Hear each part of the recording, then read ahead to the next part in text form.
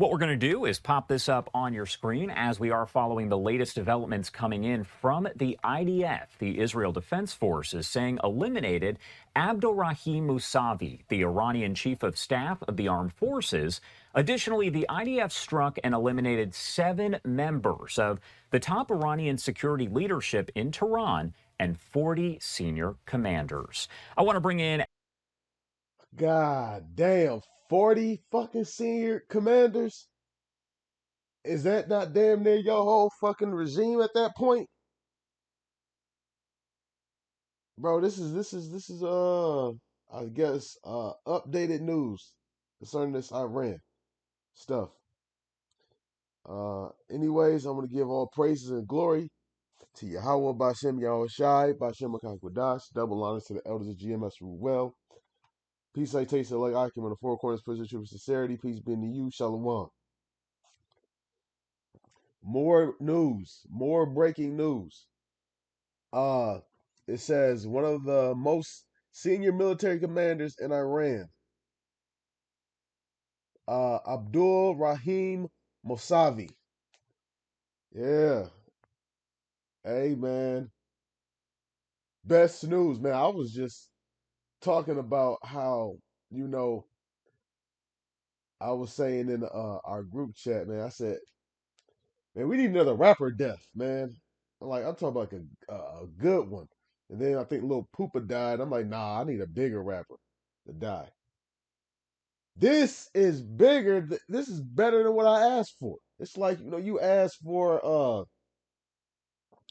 uh what's that? A Chromebook, and you get uh fucking Alienware laptop, the latest brand. This, so this is way better, man. Hey, let me keep playing some more of this. Alex Trayman right now. He is, of course, the CEO of the Jewish News Syndicate and a great friend of the show. Alex, thank you so much, as always, for being here with us today. Josh, it's great to see you. And first off, I wanted to ask you kind of about this situation because we keep getting updates on those in Iran who have been eliminated, quote unquote, as a result of these different strikes. And now we have yet another big name taken out. Of course, the biggest name here, Iran's supreme leader. But right now we have the Iranian chief of staff. What does that say about the IRGC, the power that they have, the hold that they have there on Iran? Well, this IRGC is a very sophisticated network. It's been established over the past 47 years, specifically to protect itself against invasion, to protect itself against the Iranian people rising up and trying to perform a revolution like the one that ushered them in 1979. So while Israel's taken out about 40 of the top commanders so far, including 7 of the very senior people, including Ayatollah Ali Khamenei, and also the defense minister, the chief of staff of the IRGC. There are still a lot of members of the command and control apparatus of the IRGC and the Iranian regime. What is the situation? Because you and I have discussed this, of course. You are coming to us here from Jerusalem. We know sirens have been blaring over the last several days. Explain to me what the situation is like there on the ground at this hour. Well, on Saturday morning at 8 a.m., the sirens went out across the country indicating that Israel had launched an attack on Iran. For Israelis, we didn't know exactly when it was going to happen. So on Shabbat morning, Saturday, we were alerted. And since that time in Jerusalem, we've been going in and out of shelters every few hours. In Jerusalem, I think, has been targeted much less than other areas like the Tel Aviv greater metropolis, as well as Haifa. And we've seen direct hits in Tel Aviv on residential buildings. There was a direct strike also in Bnei Brak outside on the outskirts of Tel Aviv. There were direct strikes in Haifa as well. So far, not any direct strikes that we are aware of in the Jerusalem area, although we have seen not only can there be direct hits, but even intercepted missiles. You can have significant shrapnel falling at the speed of gravity, essentially, to the ground. It can do a lot of damage. Let me take time to bring up this precept. This is Revelation chapter 13 and verse Uh, 13. Uh,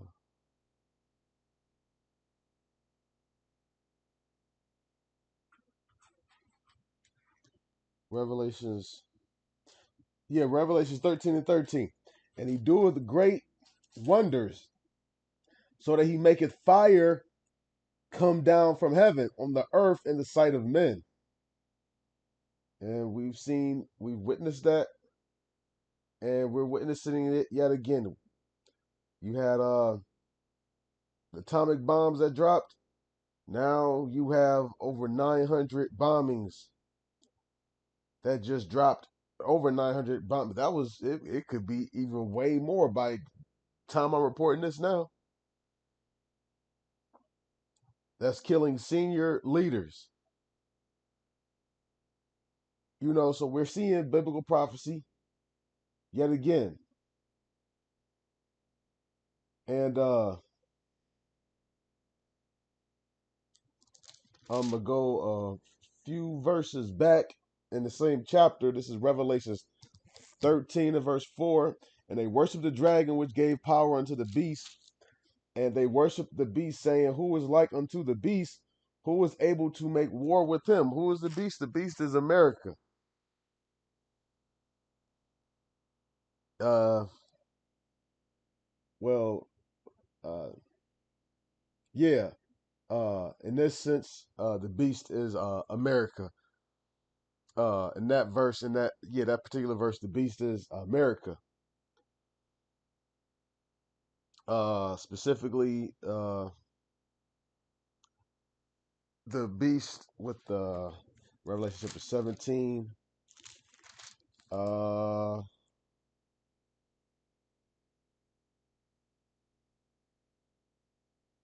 where is this at?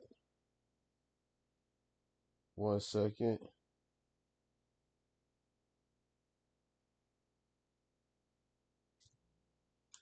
Yeah, here it is. It's Revelation 17 and verse 10. It says, And there are 7 kings, 5 are fallen at the time of the prophecy.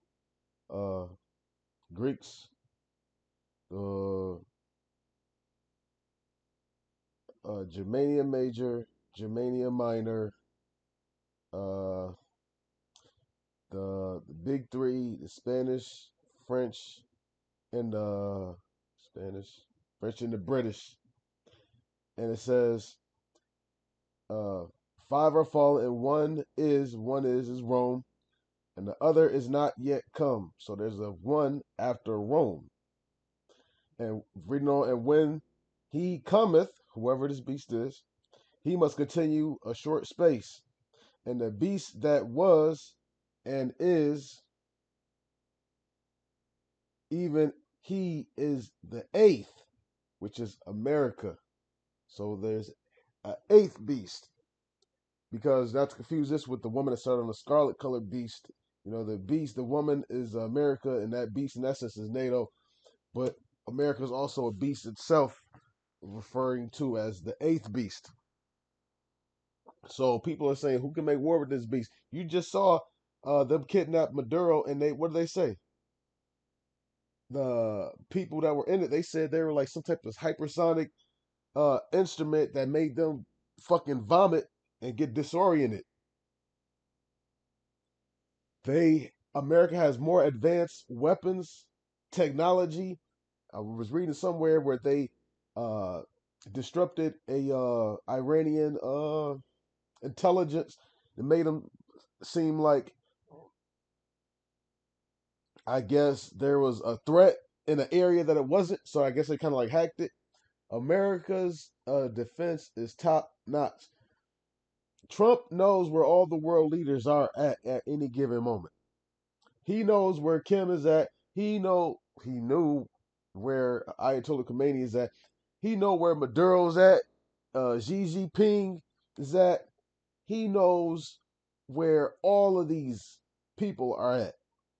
Iran, not so much. Iran can't tell you where Benjamin Netanyahu is at, or where Trump is at any given moment.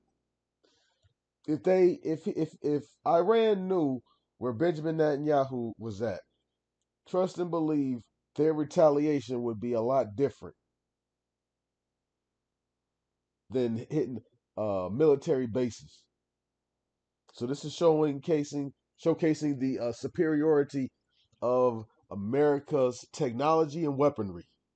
So far, there have been several injuries, not too many. One woman killed in the Tel Aviv strike, and then a lot of secondary injuries, people hurt running into shelters.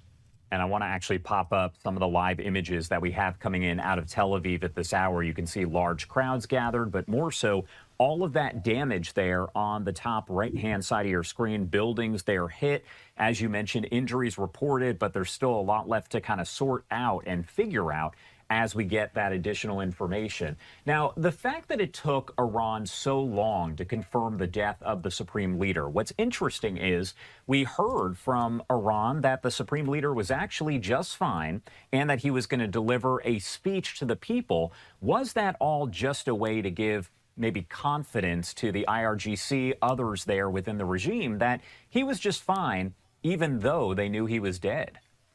Well, I think that they wanted to buy that time to give the IRGC members hope that they could continue even fighting in his absence. If it had been reported to the Iranians that in the very first hours, maybe even the first minutes of the war, that Israel had already achieved the ultimate target in taking out Ali Khamenei, perhaps the rest of the command and control network would have given up. So they would deny that his death that occurred in order to give them the opportunity to show that they could mount a forceful resistance. But of course, we are not surprised by this. The Iranians have been experts at the propaganda game for decades, and there's no doubt that they are using all modes of propaganda here as well. Has it kind of set in for folks there in Israel that Khamenei is dead, is gone? Well, yeah, Israelis were celebrating the death of Khamenei, but it's difficult to celebrate when you're running in and out of bomb shelters. Of course, we've seen some footage of Israelis actually celebrating inside the bomb shelters with people playing guitars and singing songs for the upcoming joyous Purim holiday, as well as for the death of Khamenei. We've Hey, trust me, ain't nobody happier than the real Israelites right now. You shouldn't be happy about shit. This is one step closer to us being in power, one step closer to you being out of power. You should be mourning right now. You're seeing a prophecy inch closer. What do you think? You gonna win World War III? Do you think you're gonna, you know, use these technologies? And all right, you took out Ayatollah Khomeini and with 40 chief senior members and like the 5 to 10 top officials. All right, you got them. Look how hard it took you, how much it took you to do that. You got bigger problems than that. You got way bigger problems that you're not going to be able to disrupt or jam the the chariots or reroute them or just drop 900 bombs and you think you're going to kill them or kill Yahushai. That's not about to happen. You not even nowhere, bro. You could multiply the weaponry of America, Israel, and technology by 7,777,777 fold, and you still would have no chance at all. None. So you gloat over a victory when ultimately you're moving up the ladder closer to the real. Like you have Mortal Kombat, you got that tower. You know, you start off lower in the tower. You know, you fight your Sub Zeros and your Scorpions and Kano and Sonya Blades and Johnny Cages.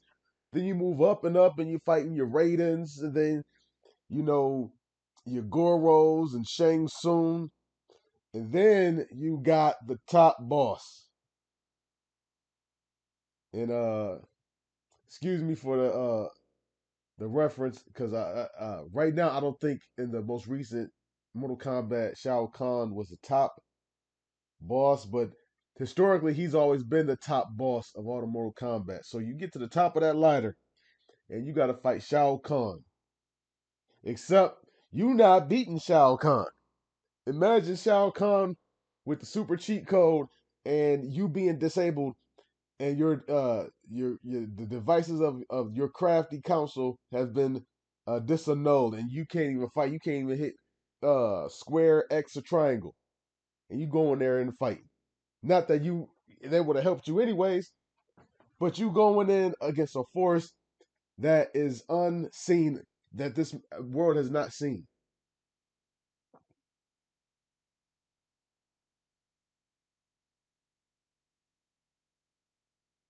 All right.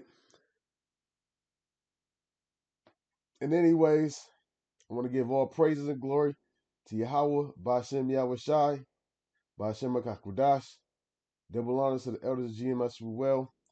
Peace, salutations, and shalom. Seen Torah students in seminars basically also celebrating in between going in and out of the bomb shelters, but until this war is over, it's not really a time yet for full celebration. What does it say? And I feel as though you kind of touched it on already, but to see the U.S. and Israel work together on this, it shows kind of the bond there that exists between the two countries and, of course, between President Trump and Prime Minister Netanyahu. What does that say to you kind of overall? What do you take away from that partnership?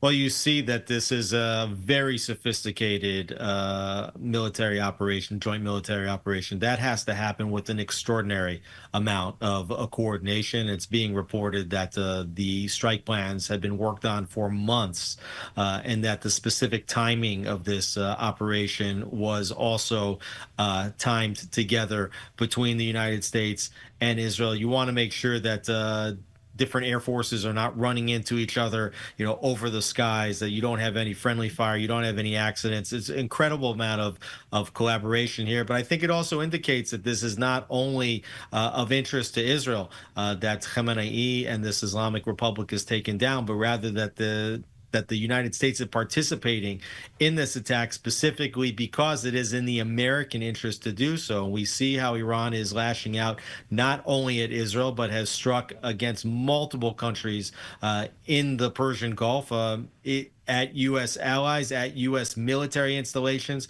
There, the Iranian regime has always said death to Israel and death to America in the same sentence. And so I think it's only fitting that these two administrations are working on this campaign together. This is a post coming in from the New York Post there where it says the CIA tracked Iran Supreme Leader Khamenei for months. Intel helped us. Israel time strike during meeting. That's according to a report. It's interesting because, as we mentioned, this is a very elaborate mission, a situation here that took a lot of planning. And what do you take away from the fact that there wasn't any major leak? It's not as if people knew this is coming on this date. We had all kind of talked about the possibility that this could happen at some point, but it wasn't known the exact timing, and it came as a surprise to a lot of people as they woke up and saw, whoa, this happened. Yeah, exactly. I think Israelis knew that this was going to happen. It was just a question of when, and Israelis were literally counting down the days, hours, and minutes. For Americans, more of a surprise. I think that President Trump was actually running a little bit of I wouldn't exactly call it disinformation, but misdirection, let's call it, with regard to the negotiations. At the same time, he said about 10 days ago that he believed that the Iranians had about 10 days in order to come to their senses and to reach a deal. We remember back in the June 12-day war that the president had said that he was giving the Iranian regime 60 days in order to reach a negotiated settlement over their nuclear program.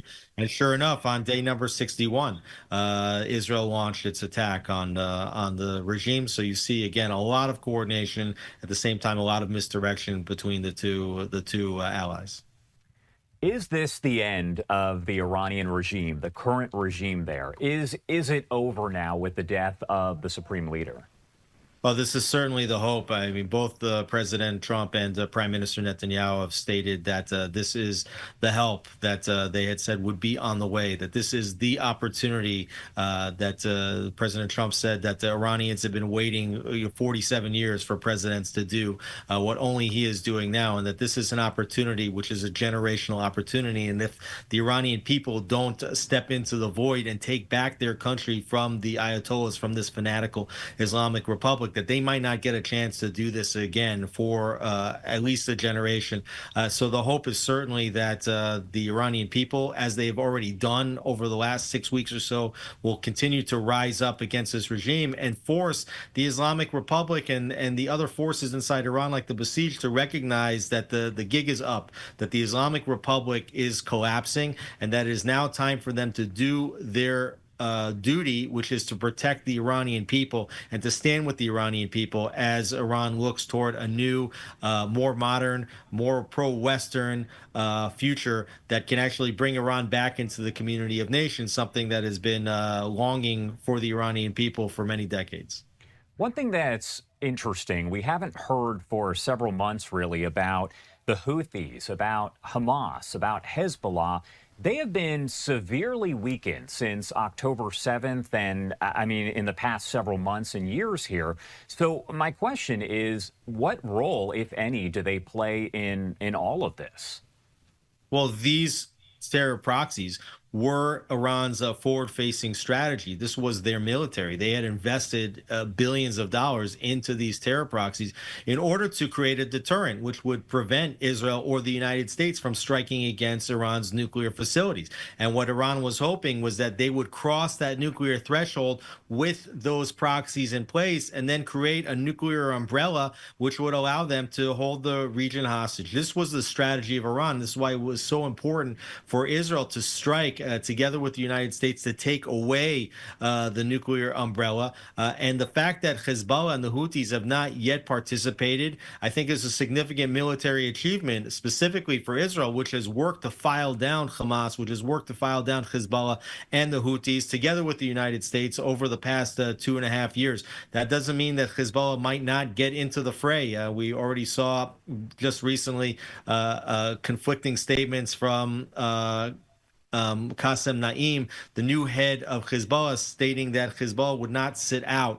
But meanwhile, in the first 24 hours, they haven't participated. I think that that's a significant indication that they recognize their weakness, their inability to affect the overall outcome of the war, and their knowledge that if they do enter, that their country, Lebanon, will receive significant punishment from the IDF, particularly from the United States as well. And the same thing for the Houthis in Yemen.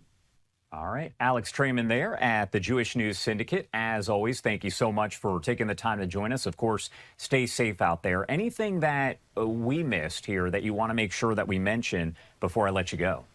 I think it's so important for Americans to understand that Iran is the world's leading sponsor of terrorism. As Marco Rubio said on Fox yesterday, the reason why the United States has all these air bases and all of these military installations around the Middle East is to protect it against Iran's aggressions. Iran has destabilized Iraq. It has destabilized Syria. It has destabilized Lebanon, destabilized Yemen, secondarily destabilizing Saudi Arabia, the United Arab Emirates, and of course, destabilizing Gaza and Israel. And Israel's been fighting a war, I think, on behalf of the Europeans and all of Western civilization against this Iranian proxy network for the last 2.5 years. And it is time for the entire region and for the United States, as well as for Israel, that this war will be ultimately put to rest. And that can only happen with the removal of the Ayatollahs in this Islamic Republic. And in fact, if this war succeeds, you could even see the nation of Iran normalizing relations not only with Israel, but with the United States.